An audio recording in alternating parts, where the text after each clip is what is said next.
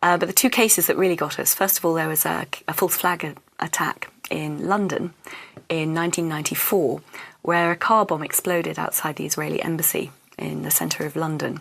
Now, I remember this vaguely. This is, we're talking 14 years ago. It's a long time but ago. But it was huge at the time. I mean, it was a huge worldwide story. Yeah, yeah. In fact, there'd been an earlier attack against some Jewish interest section in Buenos Aires earlier that year as well.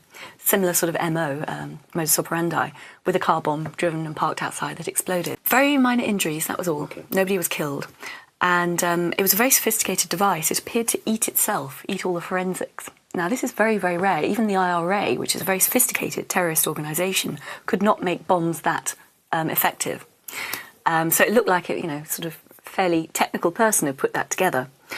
But what emerged from that, the senior MI5 officer who was in charge of the investigation into it and had seen all the evidence but also all the intelligence, which isn't necessarily admissible in court, wrote his formal assessment at the end of the case. And he said he reckoned that Mossad, the Israeli External Intelligence Agency, had bombed their own embassy.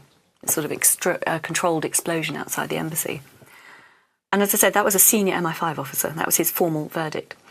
If you read that on the internet now, you would say that sounds like some mad conspiracy theory. But it wasn't. This was the official position of MI5. And he said that they did it for two reasons.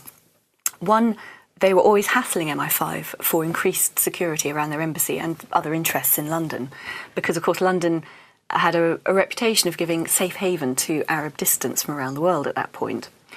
And MI5 kept saying, well, there's no reason to increase the threat assessment. You don't need extra protection. So letting off a controlled explosion outside, of course, they immediately got what they wanted there. But crucially, two innocent Palestinians were arrested, charged and convicted of conspiracy to cause that attack.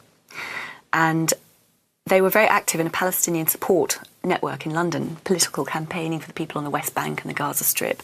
And they were gaining some traction in the media. They were getting quite a lot of support. So by arresting these people and framing them for an attack and sticking them in prison, the whole network just shattered and hasn't got back on its feet to this day.